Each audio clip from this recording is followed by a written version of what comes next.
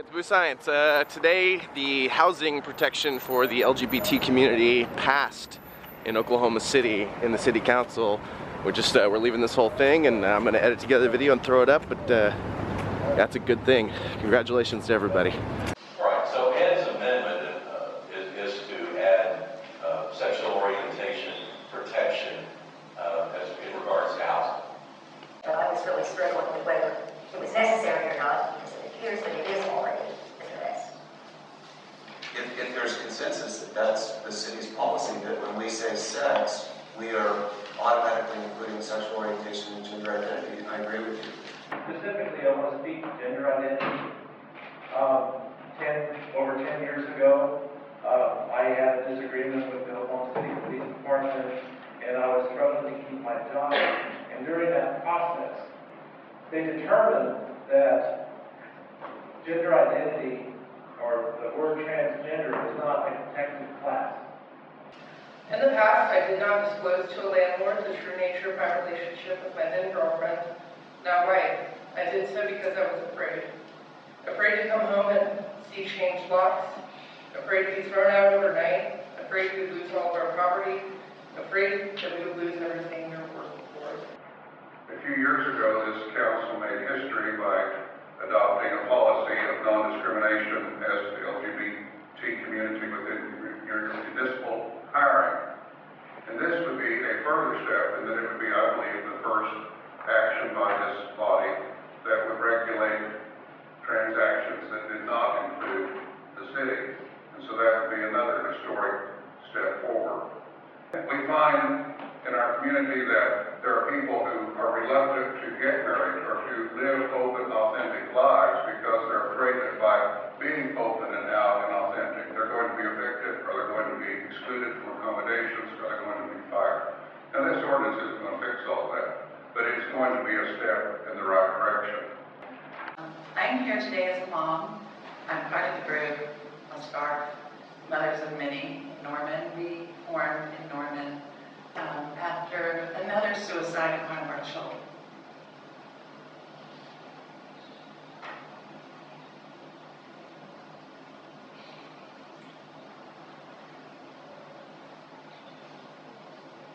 I'm in the story, but beyond, in the center of the heart of the family.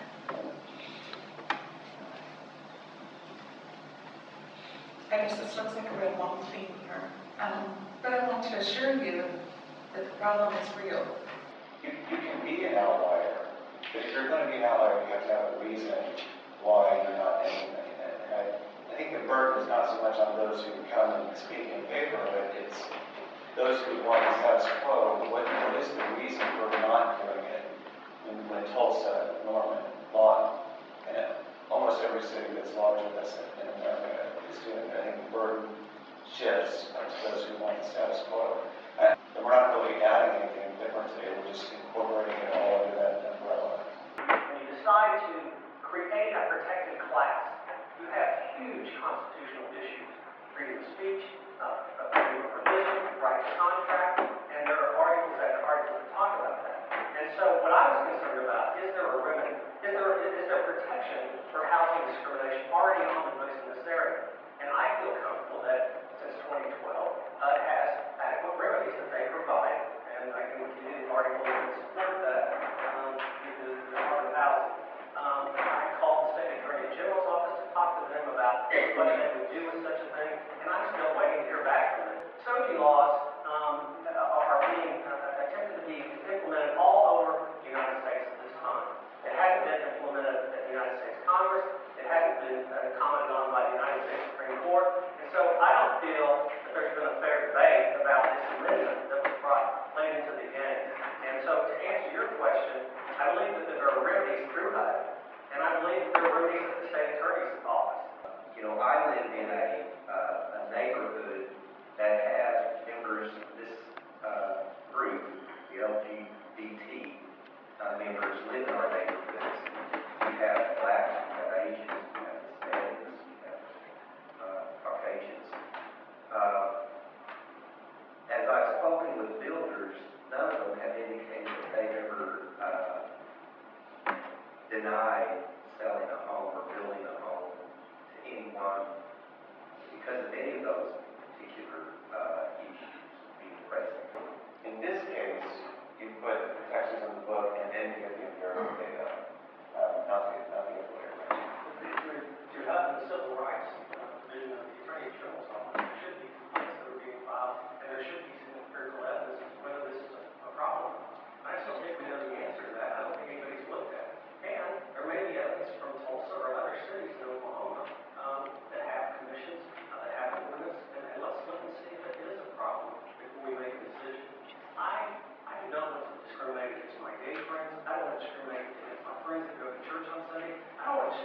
my friends that don't go to church on Sunday. And I want to make sure that we are putting something on the book that doesn't have constitutional implications that may affect the right to contract, may affect freedom of religion, and may affect freedom of speech. I just don't think we know enough at this time. Well, if we do, we would have lots of time. We'd be arm in arm with Tulsa, Norman, Lawton, and virtually every city that's large with us in the United States of America. We would not be on our own. We would be in the super majority. And it's those who don't advocate that would find themselves in a very small minority. I just don't want to head down a road premature where we have SOGI laws where you have the same effect that happened that was voted down in Charlotte, where in Houston there was a petition and there was a vote of the people that voted it down. If this has an impact on freedom of religion, if it discriminates against my right to association under the First Amendment, these SOGI laws, then I want to discuss it, I want to debate it. I don't want to decide it just because an amendment was made at the last minute and everybody didn't get a full debate. But I made it clear that we've been talking to city staff for more than a month that this was coming. How would you propose studying?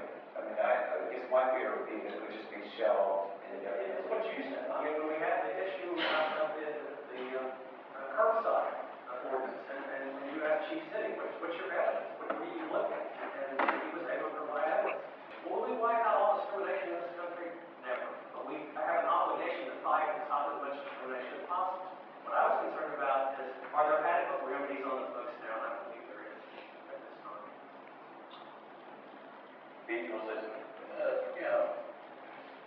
With regard to the idea of constitutionality, it is my belief that this law of this type, ordinance of this type, have been passed by a number of communities for a number of years. Those that oppose it would certainly be here today citing constitutional cases where this type of ordinance had been declared unconstitutional. We had the public debate. This wasn't the amendment. Public debate is all I hear what you're saying, I just disagree with you. The fact that it doesn't have a penalty doesn't mean that it doesn't work. One of the reasons I think it does work in other areas is because it's on the books that you shouldn't do it. It's just that simple. It's just public opinion has got to the point where you shouldn't discriminate and enunciating what it means to be discriminated against and what the classes of people that are discriminated against are. I think that in and of itself has slowed some discrimination down. I also think that the lack of a penalty is not an unusual, certainly not in Oklahoma. We had seatbelt buckling laws for several years before we had a penalty, and eventually we got to the point where we made it a penalty. The idea, when we have an Attorney General who has spent most of his career fighting social change, that we would have, you would be able to safely go to this Attorney General and say, I want you to prosecute this case, it's right out on the edge of incredulous to me. I mean, you look at all the things that this Attorney General, all the money that's been spent over the last 6-7 years by this AG, fighting social change of every kind, and you expect this guy to be your champion if you're discriminated against. I think I have a hard time putting my faith in that. Certainly limited my activities, but I don't know discrimination occurring right now in the area about housing. But the other part concerns me when somebody from a business perspective, now we're taking it a step further, who has a business and says, you know, I live in a free country and I can choose who I want to do business with. And if I have concern, such as the baker who didn't want to provide a cake for a gay wedding, didn't want to sell to them, or didn't want to make a cake, you know, for that instance, you know, that other part of me tells me, hey, that person has a right from a free enterprise system to choose who to do business. That's the same right that the white cafe owner has to refuse service to a black man. I don't think it does. Yeah.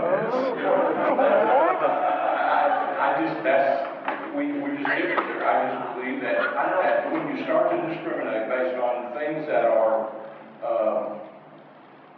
beyond the control of the person that you're discriminating against, the color of the skin, the religion, his sexual orientation. Once you start discriminating against people for those things, you cross the line. This involves saying that it's inappropriate and illegal without a remedy to discriminate against people based on sexual orientation, sexual preference. That's all it is. And in this ordinance, this amendment, all we're doing is expanding the definition. It currently says sex. Exactly. We could argue that that already covers this, and we don't need to do this. But this does expand that definition only. Is that, But if we is that clear? if you start to analogize about what's discriminatory and what's not discriminatory, that's where you get into, that's where you bring in the other kinds of discrimination that, you know, people have fought and died to prevent. And so for us to just quickly decide this issue, I think is wrong. I think it should be addressed in discussion. And Mark, we did talk about the ramifications at length 40 years ago, so this body has discussed those ramifications at length 40 I years didn't ago. enjoy that. I didn't get to enjoy hearing some constitutional law professor tell me that this may affect the freedom of speech and social laws, may have some impact. And if it does affect people that want to go to church and practice their religion, I want to have that debate. I want to discuss that, and I want to make sure those people are protected too. Okay. Larry? Yeah, I just like to make so everybody knows where I'm coming from. When we cut down to a vote on this, I'm going to vote against any amendment to it. I think it was very timely that yesterday in the paper, there was a large page devoted with the headline, State Houses plan renewed debates over LGBT rights, religious freedom, and budgets. That was state houses. It did not speak about the state of Oklahoma, but this is a topic that has national implications. In the same article, it was mentioned, and Mark has already mentioned that in Houston, they just had a referendum election back in November over this wording, and it was turned down by a vote of the people. So everybody is not in favor of this. This article had another very interesting thing.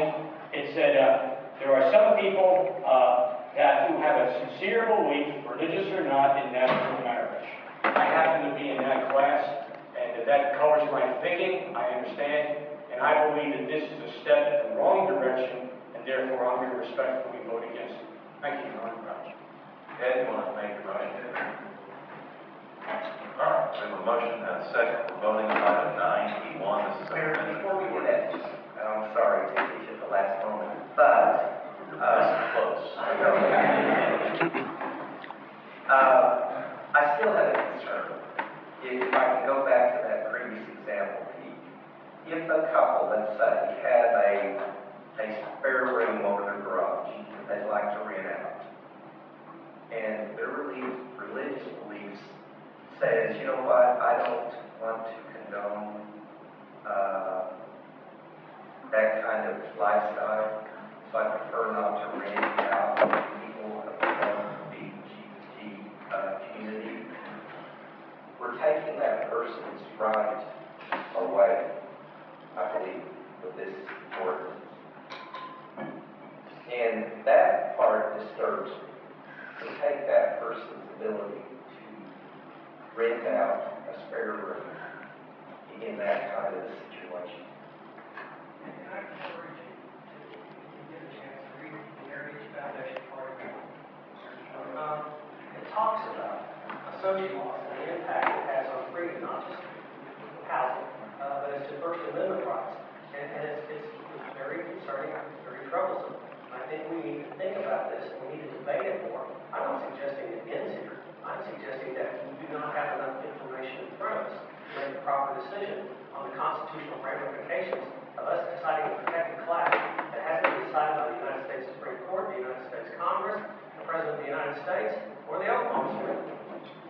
Interracial marriages, and people cited religious reasons why they felt that interracial marriages were wrong and that they were able to discriminate.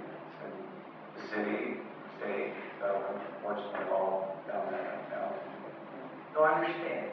And I really I would like us to never see any type of discrimination occur, but yet, again, going back to my example, a couple who have been brought up in a environment where they felt like that was not proper lifestyle. Just like I don't believe, and I would want to condone my children, for example, to live together outside wedding, outside marriage. Now, I may be considered old-fashioned in that regard, but I don't think it's right, you know. And so to force that couple to say, you can't get that extra income, you know, by renting that apartment or your garage out, unless you're willing to take anybody, without some additional study, as Mark suggests. Now, I want this to hopefully move forward and be enacted, but I think Mark brings out a point that I have to support, just like I felt necessary to agree with you and Pete on extending the issue with respect to panhandling until the people opposed to it had more time to put together a plan. I don't think this issue is going to go away, so if we were to extend this a couple of weeks to allow that research and debate to take place, I don't think we're hurting anybody. And again, without evidence of instances of this occurring, it's not like we're receiving complaints after complaints after complaints that there's current discrimination going on. You know, and I think it'll see if you got the vote. Yeah. And then if not, then you can. Well, we can study it either way. Right. One last comment. Well, I think it boils down to what the way people look at the Constitution. I knew the Constitution would be an argument today. The way some people look at the Constitution as the right, as a set of words designed to protect the discriminator. Other people look at the Constitution as a document designed to protect those to prevent discrimination. And that's exactly what we're talking about here. We're more worried about what somebody's religious beliefs are who won't be affected one way or the other by having a gay couple live in their garage apartment. It won't, if it challenges their religious beliefs, they need to work on their marriage, in my opinion. It's not something that challenges your belief. It's just preventing you from discriminating against somebody else. This couple that is so worried about a gay couple, they're still comfortable in their house. I just don't see how discrimination against somebody that doesn't agree with them raises some kind of a constitutional issue. But I recognize if you do believe that, you're going to believe it. Mark, I think, believes that. It's just a difference. It's like which side of the bed you sleep on. Yeah, couple comments. One, I think the Constitution isn't trying to provide favoritism on one side of the issue or not. They're just saying everybody's entitled to certain inalienable rights, unalienable rights, they are God-given rights that government can't take certain rights from us. And that's what the Constitution provides for. Now, the other part is if we were to make exceptions like single-unit rental property, subject to these rules, for example, or something like that, you see that with a lot of the rules from the federal government that employers of less than a certain number, for example, are not subject to these same rules. If you're in the trade or business of renting out apartments, I think you should be subject to these rules. And so I'm just asking, without Mark providing an exception, I would offer to come back and look at this question with the opportunity for debates on both sides a month from today. All right, are we ready to vote? All right. Everybody ready to catch up?